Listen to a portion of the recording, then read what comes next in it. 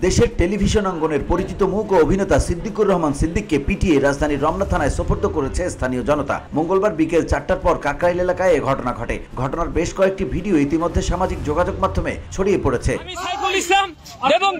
প্রত্যক্ষদর্শীরা জানান, সিদ্দিককে মারধরের সময় আওয়ামী লীগের দালাল বলে স্লোগান দিতে দিতে একদল লোক তাকে থানার দিকে নিয়ে যায়। এক পর্যায়ে তার পরনের কাপড় ছিঁড়ে যায়। পরে থানা চত্বরে নিয়ে গেলে পুলিশ বাহিনী এগিয়ে এসে তাকে নিজেদের হেফাজতে নেয়।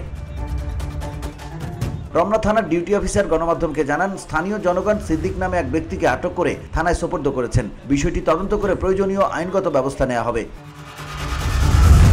এদিকে সিদ্দিকের বিরুদ্ধে গত জুলাই-আগস্ট মাসে সংঘটিত একাধিক সহিংস ও নৃশংস ঘটনায় সম্পৃক্ততার অভিযোগ রয়েছে বলে দাবি করেছেন সংশ্লিষ্ট সূত্রগুলো। যদিও এ অভিযোগের বিষয়ে অভিনেতা সিদ্দিক বা তার আইনজীবীর পক্ষ থেকে এখনো কোনো মন্তব্য পাওয়া যায়নি।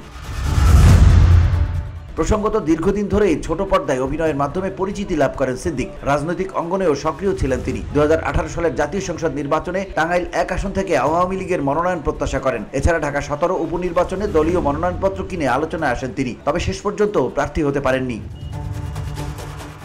VOD Bangla news desk.